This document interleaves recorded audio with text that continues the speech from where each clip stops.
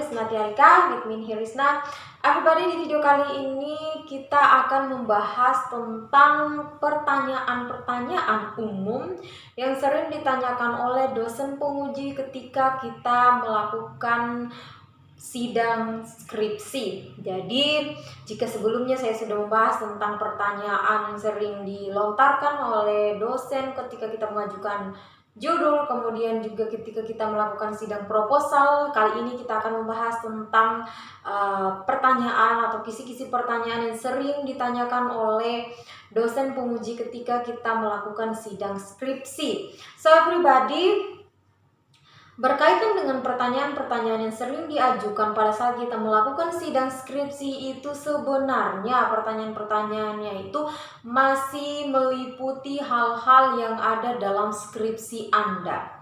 Jadi ketika Anda melakukan sidang skripsi, maka kuasailah apa yang Anda tulis atau kuasailah skripsi Anda. Dibaca-baca ulang, kemudian beberapa hal yang misalnya belum kita mengerti makna dari kata-kata yang kita gunakan, maka silakan dipelajari lagi supaya memudahkan Anda untuk menjawab beberapa pertanyaan ketika Anda melakukan sidang skripsi. So everybody, terkait dengan pertanyaan-pertanyaan umum pada saat kita melakukan sidang skripsi dari dosen penguji itu ada beberapa di sini, cukup banyak. Sebenarnya ya namanya juga sidang skripsi ya, waktunya agak cukup lama dan juga tentunya ini pertanyaan secara komplit berkaitan dengan penelitian kita, mulai dari pendahuluan, metode, hasil, sampai dengan pembahasan hingga kesimpulan. So everybody, kita langsung saja mulai membahas tentang pertanyaan-pertanyaan itu. Yang pertama itu pastinya mereka selalu bertanya tentang judul penelitian kita, walaupun sebenarnya pada saat pengajuan judul kita sudah mengemukakan judul kita, kemudian pada saat ujian proposal juga kita sudah mengemukakan judul kita, tetapi ketika kita ujian skripsi pastinya juga akan ditanyakan terkait dengan judul yang kita miliki. Jadi ketika everybody sekalian mendapat pertanyaan apa judul penelitian ini, maka tentunya yang everybody sekalian perlu kemukakan adalah berkaitan dengan judul yang everybody sekalian. Jadi usahakan ketika everybody sekalian mengemukakan judul itu dihafal, jangan lagi melihat skripsi kalian ataupun harus scroll lagi di mana letak judul kalian. Jadi usahakan judul ini dihafal karena kan ini penelitian kalian, masa iya judul saja tidak bisa dihafal everybody. Kemudian berikutnya yang sering ditanyakan diulang-ulang terus ini yaitu berkaitan dengan mengapa tertarik memilih judul penelitian ini. Biasanya ini selalu diulang-ulang baik di proposal maupun di skripsi ya everybody. Jadi ketika Anda ditanya seperti ini, kenapa tertarik memilih judul ini, maka Anda perlu menjelaskan terkait dengan pendahuluan yang Anda buat di latar belakang ya. Kurang lebih Anda menjelaskan hal-hal yang sudah pernah Anda jelaskan di latar belakang. Jadi usahakan latar belakangnya juga poin-poin pentingnya Anda pahami, jangan hanya sekedar menulis pribadi supaya ketika ditanya seperti ini Anda dapat menjawabnya.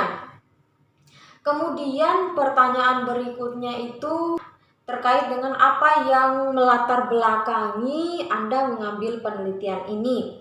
Biasanya juga mereka akan bertanya tentang hal-hal seperti itu. Jadi ketika Anda ditanya seperti ini ya kurang lebih jawabannya juga seperti pertanyaan kedua tadi, mengapa Anda tertarik mengambil penelitian ini, yaitu kemukakan terkait dengan latar belakang yang Anda tulis sehingga menyebabkan Anda mengangkat judul tersebut. Di sana juga tentunya Anda harus mengemukakan gapnya atau permasalahannya yang timbul sehingga Anda tertarik untuk mengambil penelitian tersebut. Kemudian berikutnya itu terkait dengan pertanyaan mengapa mengambil atau memilih lokasi itu. Biasanya kan ketika kita melakukan penelitian pastinya ada lokasi yang kita tentukan di mana kita akan melakukan penelitian. Kenapa memilih lokasi di situ? Atau misalnya Anda di bidang sains, maka pastinya akan ditanya kenapa memilih tumbuhan ini misalnya, kenapa memilih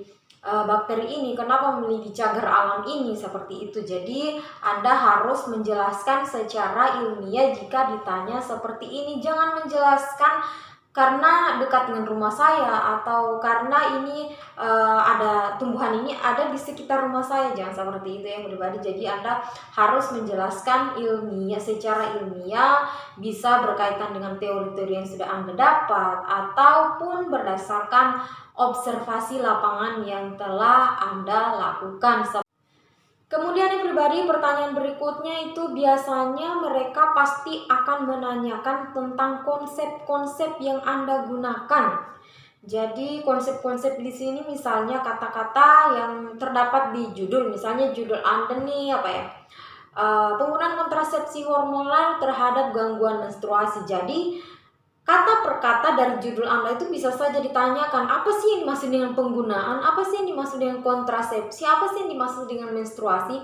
Jadi usahakan kata per kata dari judul yang Anda angkat dan juga seluruh konsep-konsep yang Anda gunakan dalam penulisan skripsi itu Anda pahami, terkhusus bagi kata-kata yang kata-kata yang ilmiah.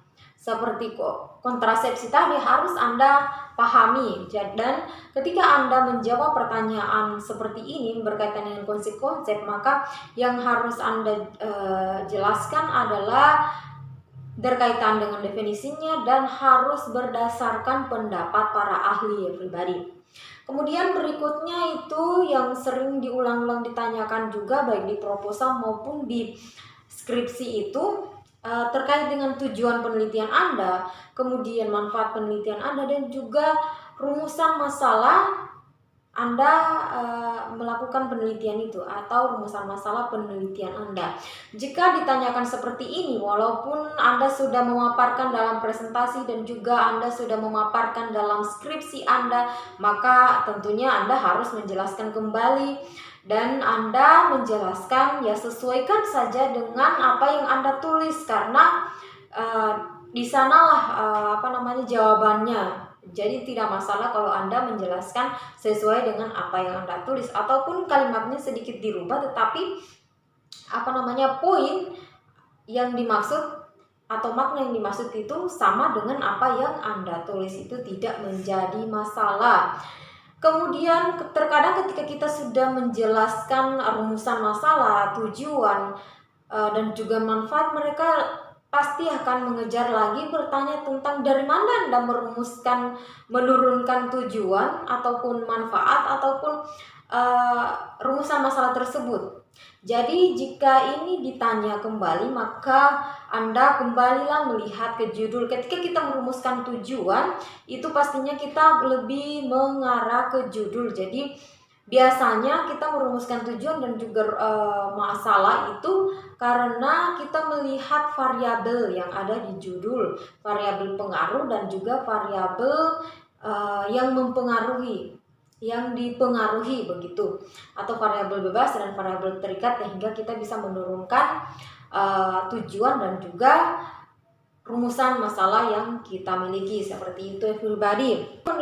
Pertanyaan berikutnya yang sering ditanyakan oleh dosen penguji itu berkaitan dengan apa sumbangsi penelitian ini. Akan bertanya seperti itu, misalnya nih Anda di jurusan pendidikan biologi atau jurusan biologi misalnya, kemudian Anda meneliti tentang identifikasi tumbuhan tingkat rendah di Badan Konservasi bla bla bla misalnya, maka Anda perlu menjawab sumbangsinya seperti apa, misalnya untuk keperluan identifikasi untuk peneliti-peneliti selanjutnya misalnya, karena kan Anda sudah melakukan identifikasi, atau misalnya sumbangsinya untuk bidang BKSDA misalnya, ketika Anda melakukan penelitian di sana tentunya ada data dan juga pihak BKSDA bisa mengambil data Anda sebagai datanya, bahwasanya di sana terdapat tumbuhan seperti ini yang sudah teridentifikasi juga seperti ini. Jadi banyak sekali. Ataupun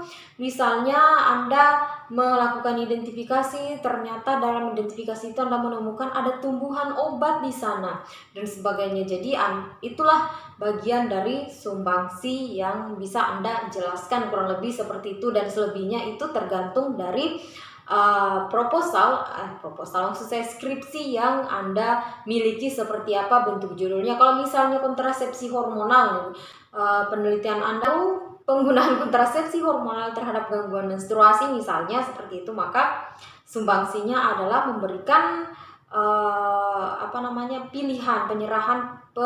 pencerahan pilihan misalnya kepada masyarakat supaya menggunakan kontrasepsi yang mana yang terbaik. Bisa juga seperti itu yang pribadi Anda menjelaskan. Jadi depend judul yang Anda miliki atau tema penelitian yang Anda miliki ketika Anda menjelaskan. Itu tadi hanya sebagai contoh-contoh. Kemudian berikutnya itu berkaitan dengan pertanyaan apa teori yang digunakan, yang Anda gunakan dalam penelitian ini. Jadi jika Anda ditanya terkait dengan teori-teori yang Anda gunakan, maka jelaskanlah dari siapa Anda mengambil teori, kemudian apa teori yang dikemukakannya, dan tentunya ini berdasarkan juga para ahli atau yang sudah meneliti sebelumnya. Jangan mengungkapkan teori sesuai pendapat Anda ya pribadi. Kemudian berikutnya itu terkait dengan pertanyaan-pertanyaan yang sering ditanyakan dosen ini. Biasanya mereka juga akan bertanya tentang hipotesis. Kemudian kalau misalnya mereka bertanya tentang hipotesis ini, tentunya Anda hanya perlu menjawabkan hipotesis yang sudah Anda tulis. Kemudian berikutnya juga mereka pasti akan bertanya apakah hipotesis Anda terbukti. Jadi ini sudah berkaitan dengan hasil yang Anda peroleh ya. Ketika mereka bertanya apakah hipotesis yang Anda kemukakan itu terbukti, maka tentunya Anda menjawab berdasarkan hasil yang Anda peroleh. Apakah dari data di lapangan kemudian dibahas, hasilnya itu menunjukkan bahwa hipotesis Anda terbukti atau seperti apa. Jadi Anda cukup mengemukakan berdasarkan hasil yang Anda dapat di lapangan. Selanjutnya juga pertanyaan berikutnya itu pribadi berkaitan dengan kenapa Anda menggunakan metode ini, atau apa metode yang Anda gunakan. Jadi bisa saja mereka bertanya seperti itu, walaupun ini sudah sering diulang-ulang ditanyakan di proposal juga. Jadi ketika Anda misalnya ditanyakan apa metode yang Anda gunakan, maka jelaskanlah metode yang Anda tulis di bab 3. Kemudian ketika Anda ditanya kenapa menggunakan metode ini, maka jelaskan berdasarkan misalnya Anda ingin melihat hubungan, maka tentunya metode yang Anda gunakan adalah berkaitan dengan untuk melihat hubungan antara variabel bebas dan juga variabel terikatnya seperti itu. Kemudian berikutnya itu pertanyaannya biasa muncul terkait dengan data apa yang digunakan dalam penelitian ini.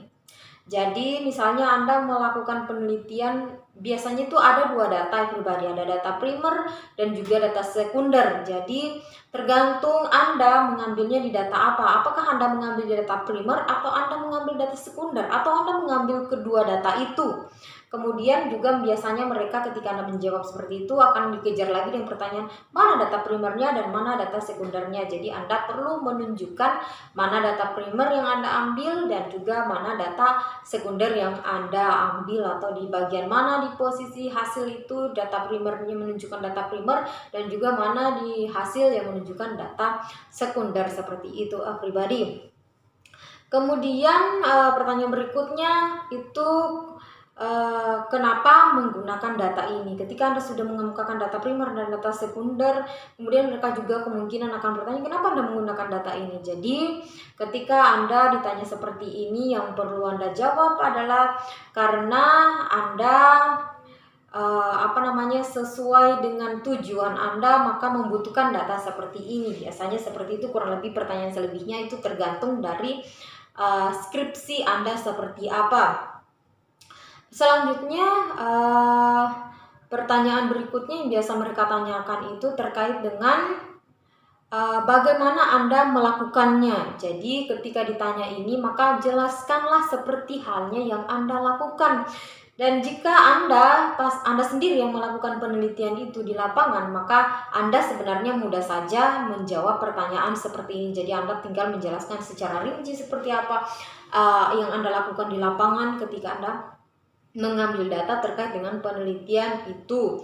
Kemudian pertanyaan berikutnya biasanya itu berkaitan dengan bagaimana mengolah dan menganalisis datanya. Jadi ini terkait dengan tekniknya, ujinya bagaimana, metodenya juga, kemudian berkaitan juga dengan aplikasi-aplikasi yang digunakan. Jadi hal itulah yang perlu Anda jelaskan pribadi. Selanjutnya pertanyaan berikutnya itu terkait dengan bagaimana hasil penelitian Anda. Jadi kalau sudah ditanyakan tentang hasil penelitian ini, maka yang perlu Anda jelaskan adalah menjelaskan secara singkat terkait dengan hasil yang Anda peroleh. Dan berikutnya biasanya yang pastinya ditanyakan terkait dengan kesimpulan Anda pribadi. Jika ditanyakan kesimpulan maka tentunya Anda tinggal mengemukakan apa yang Anda tulis di kesimpulan. Selanjutnya pertanyaan berikutnya pribadi tentunya mereka juga pasti bertanya terkait dengan saran. Jadi ketika Anda memberikan saran itu maka berikanlah saran sesuai dengan yang ada di skripsi Anda. Jadi saran-sarannya misalnya, saya berikan contoh, penelitian Anda tentang identifikasi hanya pada morfologi, bisa disarankan untuk peneliti selanjutnya misalnya untuk mengidentifikasi di bidang molekulernya, seperti itu. Jadi jangan lari ke tempat lain ketika Anda memberikan saran. Pribadi itulah kurang lebih beberapa pertanyaan umum yang sering ditanyakan oleh dosen penguji ketika kita melakukan sidang skripsi. Mudah-mudahan bermanfaat bagi pribadi sekalian, dan sebenarnya masih ada banyak lagi terkait dengan pertanyaan dosen penguji ini. Nanti kalau misalnya ada pertanyaan-pertanyaan lain dari pribadi sekalian terkait dengan pertanyaan-pertanyaan, nanti kita bahas lagi di video berikutnya. Dan jika pribadi masih memiliki banyak pertanyaan lagi terkait dengan hal ini, silakan saja komen di kolom komentar dan juga bisa DM di Instagram saya, di mana Instagram saya sama namanya dengan nama YouTube saya. Pribadi saya kira demikian ya terkait dengan video kali ini yang berkaitan dengan pertanyaan dosen penguji ketika kita ujian proposal, maksud saya skripsi. Mudah-mudahan bermanfaat bagi pribadi sekalian. Thanks guys, you have watched my video. Meet again in the next video and bye bye.